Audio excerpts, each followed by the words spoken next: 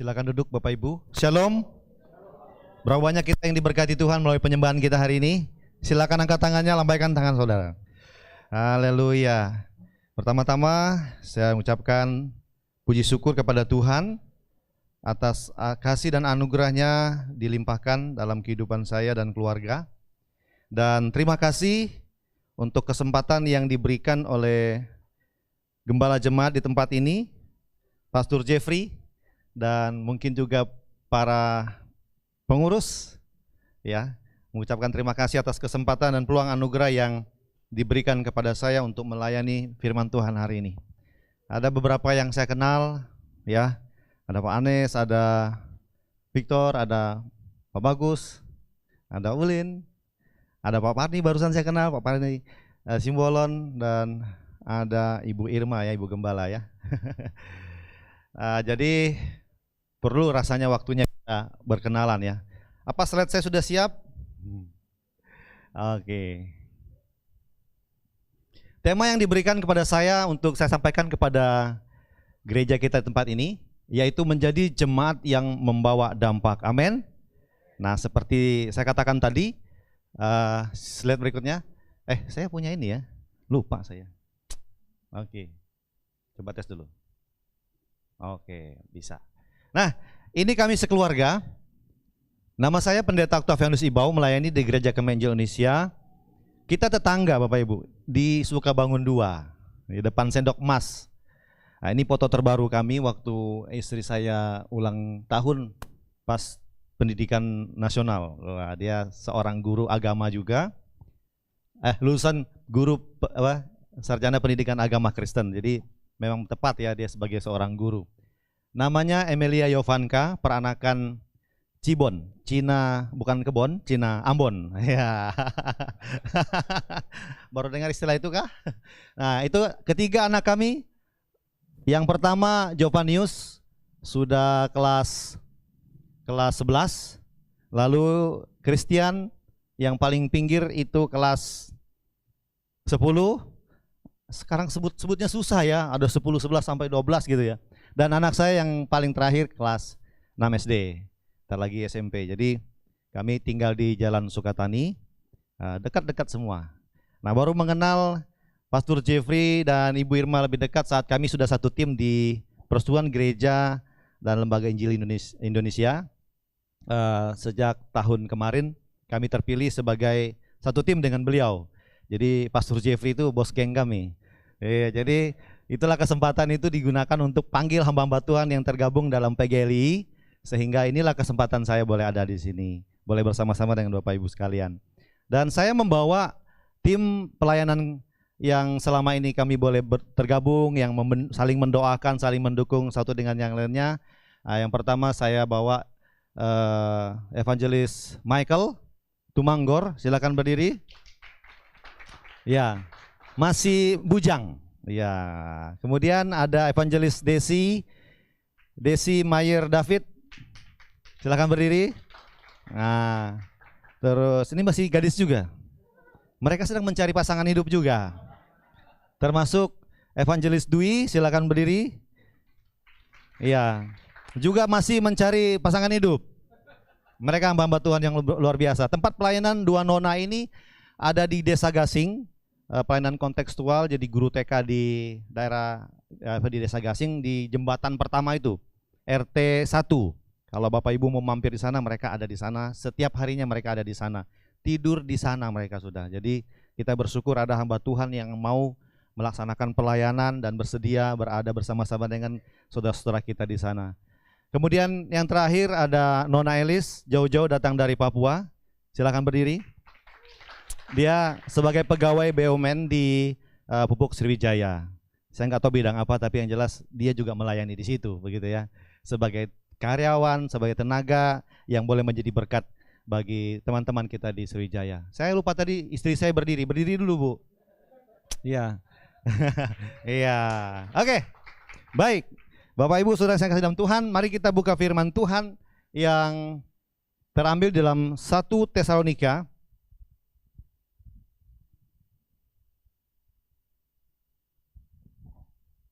Begitu kita buka langsung tersedia dia. 1 Tesalonika pasal 1 ayat 2 sampai 10. Kita baca firman Tuhan ini bersama-sama supaya firman itu masuk dalam otak, hati dan pikiran kita. 1 Tesalonika pasal 2 ayat 1 Tesalonika pasal 1 ayat 2 sampai 10. Suka salah sebut ya. Kita membacanya bersama-sama 1 2 3. Kami selalu mengucap syukur kepadamu Allah karena kamu semua dan menyebut kamu dalam doa kami. Sebab kami selalu mengingat pekerjaan imanmu, usaha kasihmu dan ketekunan pengharapanmu kepada Tuhan kita Yesus Kristus di hadapan Allah dan Bapa kita. Dan kami tahu, hai saudara-saudara yang dikasihi Allah, bahwa Ia telah memilih kamu. Sebab Injil yang kami beritakan bukan disampaikan kepadamu dengan kata-kata saja, tetapi juga dengan kekuatan oleh Roh Kudus dan dengan suatu kepastian yang kokoh. Memang kamu tahu bagaimana kami bekerja di antara kamu oleh karena kamu. Dan kamu telah menjadi penurut kami dan penurut Tuhan. Dalam penindasan yang berat, kamu telah menerima firman itu dengan sukacita yang dikerjakan oleh Roh Kudus, sehingga kamu telah menjadi teladan untuk semua orang yang percaya di wilayah Makedonia dan Akaya. Karena di hari antara kamu firman Tuhan bergema bukan hanya di Makedonia dan Akaya saja, tetapi semua tempat telah bersiar kabar tentang imanmu kepada Allah, sehingga kamu tidak usah mengatakan apa-apa tentang hal itu. Sebab mereka sendiri bercerita tentang kami, bagaimana kamu sambut dan bagaimana kamu berbalik dari berhala-berhala kepada Allah untuk melayani Allah yang hidup dan yang benar, dan untuk menantikan kedatangan anaknya dari sorga yang telah dibangkitkannya dari antara orang mati, yaitu Yesus yang telah menyelamat kita dari murka yang akan datang. Ada amin? Berbahagialah setiap orang yang membaca, merenungkan, serta menyimpannya dan melakukannya dalam kehidupan hari lepas hari. Amin. Nah, Bapak Ibu Saudara yang saya kasih dalam Tuhan, menjadi jemaat yang berdampak, tentu dalam benak kita harus memiliki sebuah upaya, usaha untuk terus-menerus membuktikan bahwa dampak itu memang ada. Dalam bahasa Inggrisnya itu impact. Ya, kalau dalam bahasa Yunani itu dibayangkan seperti bom atom yang meledak dan dirasakan dampaknya yang begitu luar biasa. Itulah arti daripada dampak. Dinamit, dia punya kekuatan, dan kekuatan itu tentunya dirasakan bukan orang lain, tetapi dimulai dari kita dan orang-orang terdekat. Jadi Bapak Ibu kalau mau tes dampak kita, maka di rumahlah pertama-tama kita harus tahu dan survei. Apakah sebagai suami saya berdampak? Apakah sebagai istri saya berdampak? Apakah saya sebagai anak-anak saya punya dampak? Maka baru kita bisa melihat dan membawa dampak itu keluar. Nah, latar belakang dari penulisan Tesalonika, nama Tesalonika atau kota Tesalonika ini diambil dari kata Saloniki, ya, yang dibangun oleh seorang komandan perang jenderal di bawah kekaisaran Romawi bernama Kassander. Menurut nama istrinya, dia ini adalah saudara tiri dari Alexander yang Agung. Bapak Ibu pernah mendengar seorang yang sangat terkenal dan yang membuat nama Tesalonika ini adalah saudara tirinya. Nah, Bapak Ibu Saudara yang saya kasih dalam Tuhan, berikutnya adalah Tesalonika merupakan salah satu kota yang sangat penting di masa itu, yaitu pada tahun 1604 sebelum Masehi, sebelum Yesus lahir. Kota ini menjadi penghubung dari antara laut dan darat. Ya, kalau mau ke Makedonia pasti melewati kota Tesalonika ini. Sehingga memungkinkan pedagang, para politikus, orang-orang yang mau melaksanakan hubungan diplomatik dan juga mau menjual sesuatu akan berada di kota ini. Jadi penting sekali kota ini bagi Kekaisaran Romawi. Berikutnya diinformasikan bahwa Tesalonika ini merupakan kunjungan perdana dari Rasul Paulus, yaitu ketika dia sudah menjadi seorang hamba Tuhan dan menyebarkan kabar Injil, yaitu bersama dengan Silas atau Silwanus dan juga Timotius yang muda. Bagi Timotius, kalau kita perhatikan pada sejarah, bahwa ini adalah jemaat yang kedua yang Rasul Paulus percayakan untuk dia gembalakan. Tesalonika ini ya. Jadi pelayanan Timotius yang pertama itu adalah di Filipi, menjadi gembala jemaat yang muda. Lalu yang kedua, dia berada di Tesalonika dibantu oleh Silwanus atau Silas. Silas tahu Bapak Ibu ya, kenal ya. Dia pernah bersama-sama Rasul Paulus di penjara, lalu mereka menyembah Tuhan seperti kita tadi. Lalu seluruh sel-sel itu di mana mereka di penjara dibukakan oleh Tuhan melalui malaikatnya, ya. Jadi penyembahan itu dahsyat Bapak Ibu. Dahsyat untuk membangunkan jiwa dan semangat kita. Sehingga ketika Rasul Paulus dan Silas di penjara, mereka nggak lemah iman. Mereka semakin kuat. Kenapa? Mereka memperkuat diri mereka dengan penyembahan dan pujian. Nah, kita lihat kelebihan kota Tesalonika. Kota ini menjadi kota penting dan jalur perlintasan perdagangan pada masa itu. Sehingga ya memiliki satu akses yang sangat tepat. Jadi ketika Paulus melihat kota ini penting, maka dia bangun pelayanannya dari sana. Supaya apa? Supaya orang-orang yang datang ke Tesalonika tahu ada orang-orang yang percaya di sana. Dia menempatkan orang-orang muda. Dia memiliki orang-orang muda seperti Silas dan juga Timotius. Supaya apa? Mereka memiliki semangat, energik dan juga membawa dampak yang baik bagi jemaat yang mereka layani. Dan kelebihan Tesalonika yang lainnya adalah Paulus sangat dekat dengan jemaat ini. Sehingga melalui doanya dia katakan, aku rindu. Aku rindu. Berapa kali dia bilang, kami menyebut kamu dalam doa kami. Saya sangat ingin berada di sana bersama-sama dengan jemaat Tuhan di Tesalonika. Jadi bagi Paulus, dia punya kesan tersendiri untuk jemaat yang baru dia bangun ini. Lalu tantangan daripada jemaat Tesalonika adalah mereka menghadapi tuduhan yang sangat luar biasa. Yang pada akhirnya banyak sekali orang-orang muda yang dilayani oleh Timotius dan Silas, mereka dipenjara, mereka dikejar oleh orang-orang yang ada di Tesalonika. Mereka dituduh dari pihak penguasa kota untuk mengatakan bahwa ada sekelompok orang muda di sini sedang mengajar tentang bahwa kaisar yang kami sembah, ya kaisar Romawi ya pada masa itu, ada mereka mau menyembah buat sebuah pengasutan terhadap orang-orang Tesalonika untuk menggantikan penyembahan selain pada kaisar. Akhirnya marahlah kaisar yang berkuasa pada saat itu. Jadi ini tuduhan yang sangat keji. Karena apa? Kaisar itu merupakan pimpinan tertinggi daripada kerajaan Romawi yang harus disembah karena dia sama dirinya dengan Tuhan.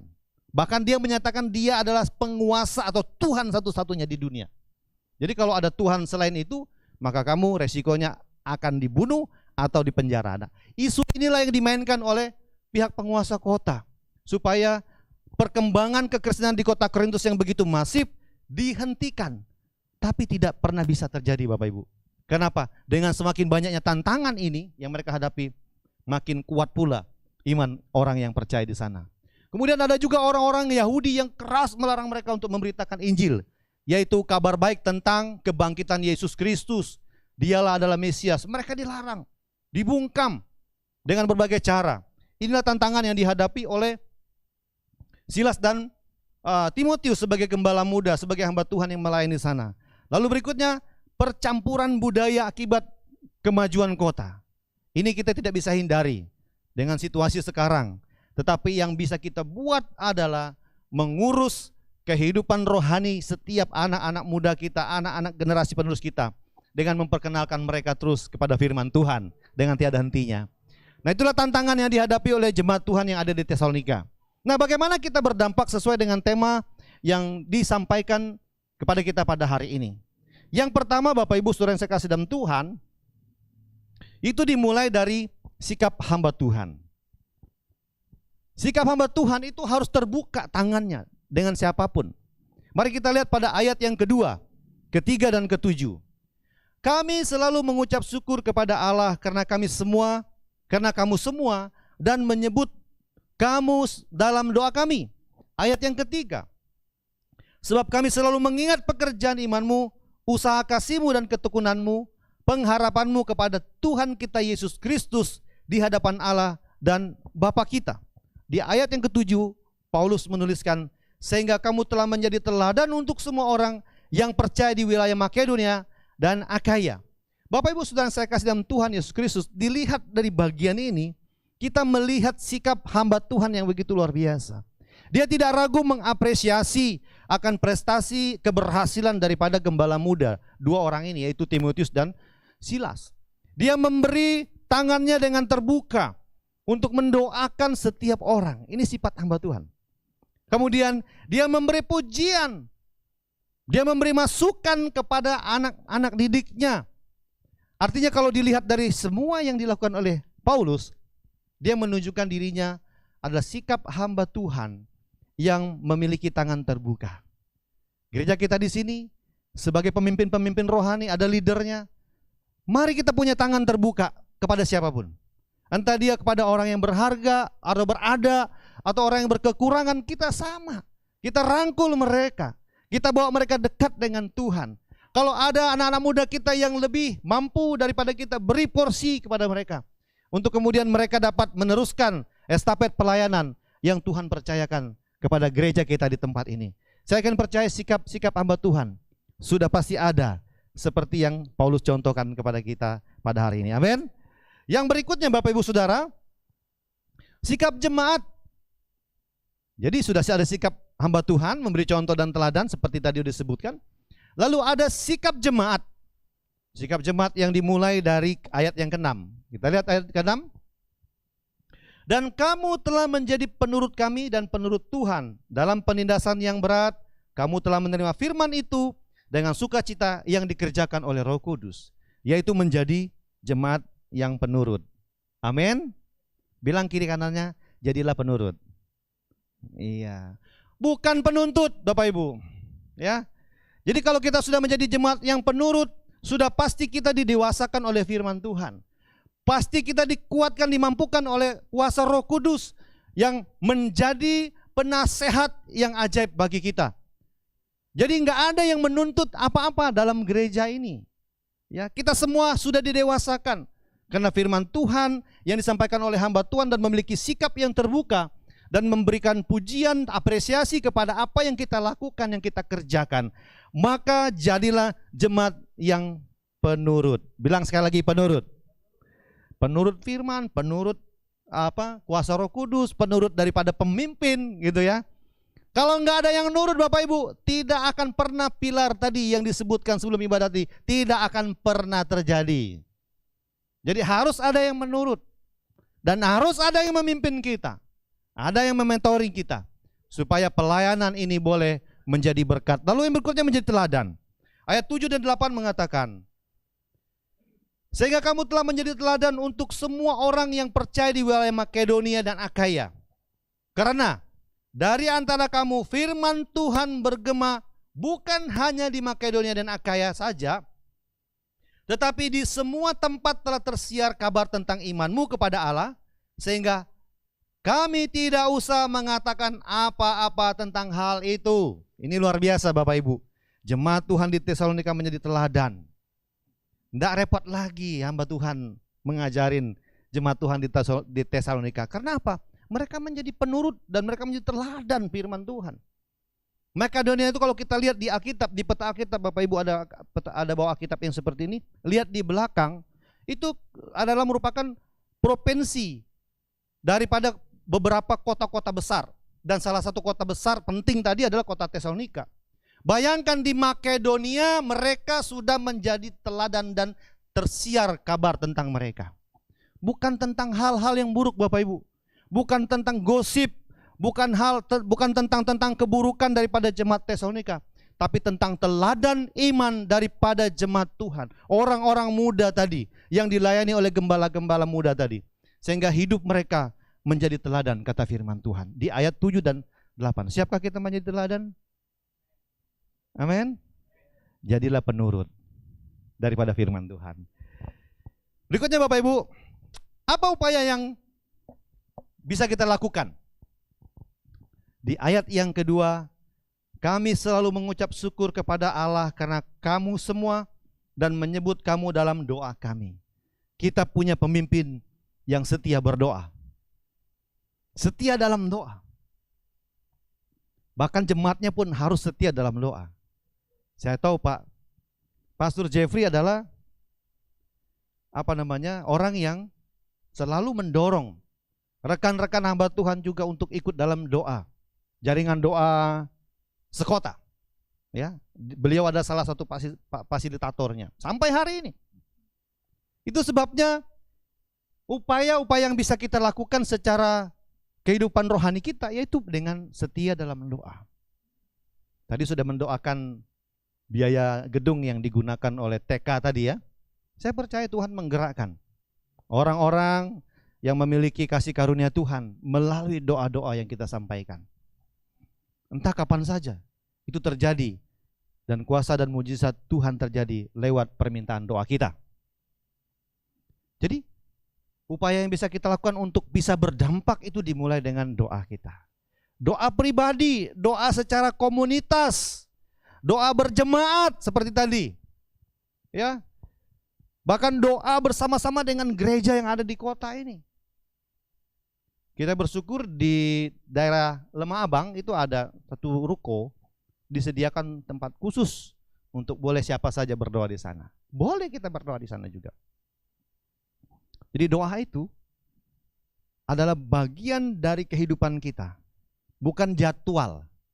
Jadi kapan saja kita ingat tadi yang disebut doa tadi, kita membutuhkan dana sekitar 8 juta untuk biaya kontrak gedung, sekolah atau TK tadi, kita doakan. Sampai di rumah kita doakan. Tuhan kami berdoa, kami memberkati TK Gema apa tadi? Gema Persada dalam nama Yesus. Pasti Tuhan dengar. Kenapa? Upaya yang bisa kita lakukan untuk kita berdampak dimulai dari orang-orang yang setia berdoa bagi pekerjaan Tuhan. Sehingga pekerjaan Tuhan terus tersebar. Paulus pun meminta jemaat yang dilayani supaya tetap berdoa untuk dia. Supaya apa? Pekerjaan Tuhan bisa berjalan. Salah satu DNA kekuatan pelayanan Rasul Paulus itu adalah doa. Dalam setiap waktu berdoalah untuk aku, kata dia. Jadi setiap waktu bukan saja terjadwal Bapak Ibu, tetapi setiap waktu, setiap saat. Sehingga dia menuliskan dalam Tesalonika juga, berdoalah setiap waktu. Ya, pray to be continue. Jangan berhenti berdoa. Jangan pernah stop berdoa. Sehingga ada definisi doa itu adalah nafas. Jadi kalau kita berhenti berdoa, artinya kita berhenti bernapas, begitu. Rohaninya, sehingga mati rohani. Yang berikutnya apa upaya yang bisa kita lakukan supaya hidup kita berdampak?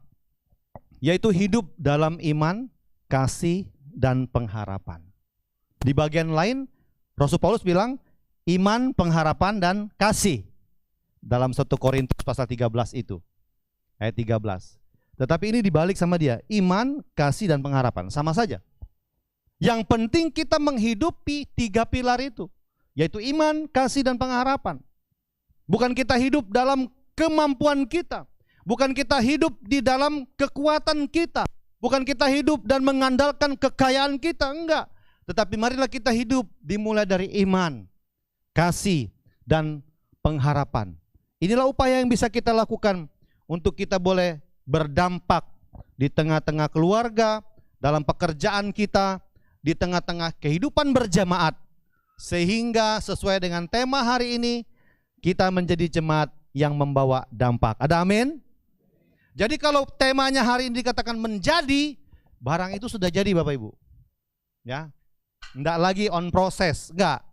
Tapi ketika dia sudah dikatakan menjadi, artinya jemaat CBC ini sudah siap berdampak. Katakan amin. Bukan barang proses lagi ini. Saya ngerti maksud Pastor Jeffrey kasih tema ini. Jadi Bapak Ibu sudah dia yakin, beliau sudah yakin, Bapak Ibu sudah menjadi. Ya, walaupun nanti kemudian ada proses, tetapi paket kita udah siap.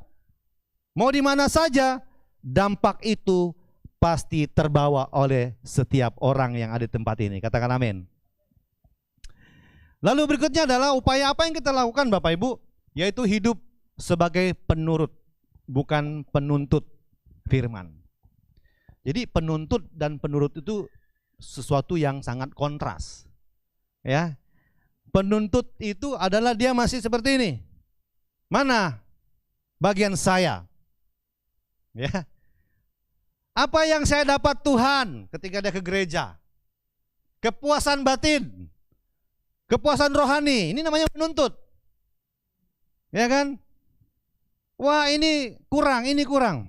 Saya dengar cerita ada teman saya, salah satu gereja di Palembang, ini enggak usah sebut mereknya. Ada tim pemerhati. Wah, hebat ya tim pemerhati. Jadi kalau sudah seperti tadi ya, anak-anak kita atau saudara-saudara kita yang sedang memimpin tim penyembahan, nanti setelah selesai ibadah, tim pemerhati ini mulai komentar, ya, komentar, entah nanti komentar secara langsung atau komentar lewat grup. Wah, tadi kurangnya ini, kurangnya itu. Tim pemerhati itu. Ini orang yang masih banyak menuntut, Bapak Ibu.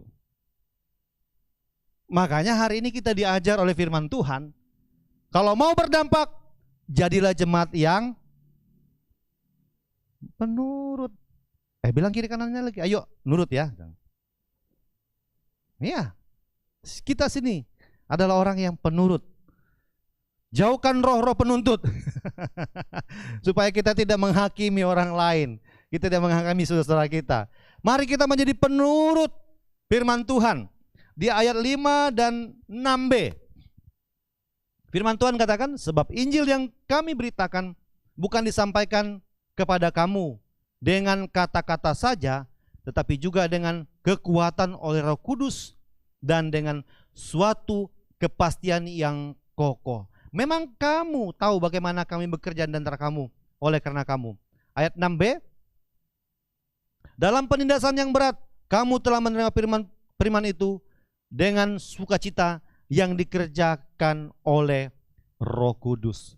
Jadi yang membuat kita nurut hari ini, taat hari ini, adalah pekerjaan daripada Roh Kudus, Bapak Ibu. Roh Kuduslah yang memiliki peran yang sangat aktif. Setelah Yesus naik ke surga, maka Roh Kudus itu turun menolong setiap hamba-hamba Tuhan, melawat setiap umat Tuhan, sehingga ketika mereka menjalankan kehidupan hari lepas hari, melaksanakan pelayanan, mereka semata-mata lakukan itu karena mereka turut dengan firman Tuhan. Kolose 3 ayat 23 itu menjadi dasar dari segala sesuatu yang kita lakukan. Jadi kalau kita bekerja, melayani, melakukan apa saja, kita lakukan untuk manusia atau untuk Tuhan? Untuk Tuhan. Yang percaya katakan amin. Upaya yang berikutnya Bapak Ibu Saudara yang saya kasih dalam Tuhan, yaitu berelasi kuat dengan Roh Kudus. Ayat 5b. Tetapi juga dengan kekuatan oleh Roh Kudus dan dengan suatu kepastian kokoh. Jadi inilah kekuatan yang harus kita miliki hari-hari ini sebagai orang yang ingin mau berdampak dan selalu berdampak, yaitu berelasi kuat dengan Roh Kudus. Jangan mendiamkan Roh Kudus, apalagi mendukakan Roh Kudus Allah. Karena salah satu dosa yang tidak diampuni adalah ketika kita menghujat Roh Kudus. Jadi kalau mendiamkan Roh Kudus, kemudian mendukakan Roh Kudus, yang paling terakhir itu adalah menghujat Roh Kudus. Sehingga kita menjadi orang yang kurang ajar, orang yang tidak tahu berterima kasih. Sudah pasti nggak berdampak hidupnya. Maka untuk supaya kita berdampak hari-hari ini, lebih dahsyat lagi gitu ya, maka berelasilah kuat dengan Roh Kudus. Yang berikutnya adalah meninggalkan berhala. Kayak ini memang nggak mungkin ada di jemaat kita. Amin. Ayat 9, sebab mereka sendiri bercerita tentang kami, bagaimana kamu sambut dengan, dan bagaimana kamu berbalik dari berhala-berhala kepada Allah yang kepada Allah untuk melayani Allah yang hidup dan yang benar. Apa yang berhala di tengah-tengah kehidupan orang percaya hari-hari ini? Bisa jadi pelayanan itu sendiri, Bapak Ibu. Kita ada di mimbar ini, enggak usah kita deh, saya ada di mimbar ini, saya merasa disanjung, mencuri kemuliaan Tuhan, dan saya lupa bahwa yang memberi kesempatan ini adalah Allah yang punya pelayanan. Itu saya sudah memberhalakan pelayanan. Saya nggak ingat Tuhan lagi, saya nggak punya persekutuan dengan Tuhan, saya nggak membangun relasi dengan kuasa Roh Kudus. maka sesungguhnya saya sudah memberhalakan pelayanan. Pekerjaan bisa Bapak Ibu. Cucung bisa Bapak Ibu. Cucung tahu ya? HP pun sangat bisa. Apa itu berhala? Segala sesuatu yang menghalangi relasi kita dengan Tuhan, menghambat kita untuk bertumbuh dan berdampak, itulah berhala. Drakor, dracin, drama India gitu kan. Apa kita sudah berdoa gitu? Apa lagi? Live. Jualan apa tuh? Jualan live itu ya. Bangun pagi langsung saksikan itu. Shopee. Ya kan? Itu berhala-berhala yang modern, yang mungkin saja bisa menggeser kekuatan iman kita. Tetapi ketika kita sadar dan datang kepada Tuhan dan memperbaiki hubungan itu, maka saya akan percaya kita akan berdampak. Amin. Yang berikutnya Bapak Ibu, slide saya yang terakhir. Mau berdampak?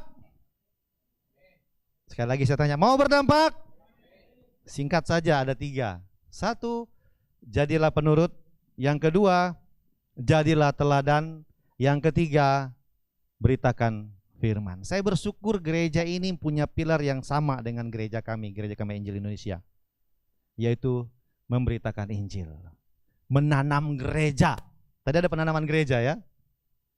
Ini nggak boleh kita lepas. Kita harus pertahankan ini. Inilah DNA daripada setiap gereja. Kalau gereja hanya sibuk mengurus orang-orang kaya, ya, sibuk mengurus suku-suku tertentu untuk dikumpulkan dalam gerejanya, sibuk mengajar, lupa dia memberitakan Injil, menjadikan gereja itu yang hadir di situ adalah orang-orang yang tidak memuliakan nama Tuhan. Mungkin kita sedang mempersiapkan hamba Tuhan di Jambi, di Bengkulu, cuman 1 atau 2 jemaat atau 2 kakak ya, 2 kakak misalnya. Enggak apa-apa. Itu namanya kita sedang berproses menjadikan gereja kita berdampak. 3 hal ini dan yang terakhir itu memberitakan firman atau menyampaikan misi Allah ke seluruh penjuru. Kunci kedatangan Kristus Bapak Ibu yang kedua kalinya ada di tangan orang percaya. Kalau semua suku di bangsa di dunia ini belum mendengarkan Injil, dia tidak akan datang. Tapi kalau semua suku bangsa kata firman Tuhan sudah mendengar Injil kerajaan Allah, maka baru sudah tiba kesudahannya. Di Palembang ini mungkin Bapak Ibu sudah sering mendengar leader-leader ngomong. Di Palembang ini ada begitu banyak suku terabaikan. Suku yang belum disentuh dengan Injil. Suku terabaikan itu, SDA itu adalah belum ada gereja dalam bahasa mereka. Belum ada orang yang suku mereka percaya. Di Sumatera Selatan ini paling banyak Bapak Ibu. Kita belum ngomong di luar negeri. Baru di Palembang atau di sekitarnya. Atau di Sumbaksel. Separuh SDA atau suku terabaikan itu adanya di Sumatera bagian selatan. Ada berapa Pak Bagus? Kok saya tanya Pak Bagus ya? Ada sekitar 70 lebih, 78 apa 80-an. Separuhnya ada di Sumbaksel. Maka ketika gereja menempatkan DNA-nya adalah menanam gereja, penanaman gereja, memberitakan Injil, maka kita sedang terlibat atau gereja ini sedang terlibat dalam proyek misinya Allah untuk mempercepat kedatangan Tuhan yang kedua kalinya. Atau adakah kita berkata, nanti dululah saya belum bertobat ini, hidup saya belum berdampak ini, nanti ajalah kita berbicara tentang kedatangan Tuhan Yesus. Enggak bisa Bapak Ibu, waktunya akan segera datang. Kita tidak tahu kapan datangnya, tapi tugas kita hari ini berdampak bagi semua kelompok, bagi semua kaum, bagi semua suku dan bangsa. Melalui doa kita tadi kan, lalu kita menjadi teladan, menjadi penurut, dan memberitakan firman Tuhan sampai Tuhan datang. Inilah yang membuat kita hari ini bisa menjadi jemaat yang berdampak saat Bapak Ibu dan saya menjadi penurut. Bilang penurut, 1, 2, 3. Menjadi teladan, katakan teladan. Dan memberitakan firman, katakan firman. Maka Bapak Ibu dan saya pasti menjadi yang berdampak dalam kehidupannya. Katakan amin. Kita berdoa. Bapa di sorga, kami mengucap syukur atas firman-Mu. Biarlah firman Tuhan ini dimeteraikan oleh kuasa Roh Kudus-Mu, sehingga tidak akan berlalu begitu saja, tetapi membawa berkat dalam setiap kehidupan kami, dan kehidupan kami boleh berdampak di tengah-tengah keluarga, di tengah-tengah komunitas kami, di tengah-tengah gereja, di tengah-tengah masyarakat, dalam pekerjaan kami, dimanapun kami berada. Kami boleh membawa dampak yang baik ini untuk memuliakan nama Tuhan. Mampukan kami ya Tuhan untuk menjadi berkat bagi banyak orang. Seperti firman Tuhan hari ini, kami boleh berdampak, menjadi jemaat yang berdampak dimanapun kami berada. Terutama dalam kami menurut akan firman-Mu, memberitakan firman-Mu, dan menjadi teladan untuk semua orang. Berkati jemaat Tuhan, berkati para aktivis pengerja, gembala sidang di tempat ini, dan keluarga. Pakai mereka dengan kuasa-Mu ya Tuhan. Tenaga-tenaga misi yang sedang dipersiapkan maupun mereka yang sudah diutus, Tuhan pakai dengan luar biasa, sehingga melalui mereka jiwa-jiwa yang terhilang direbut dari api neraka dan dibawa kepada Tuhan Yesus. Kami percaya kuasa Tuhan memakai gereja ini ya Bapa. Terima kasih Tuhan Yesus. Terpujilah nama-Mu ya Bapa. Dalam nama Tuhan Yesus yang adalah sumber berkat, sumber firman yang hidup, yang memberikan kemenangan pada kami. Kami percaya. Haleluya.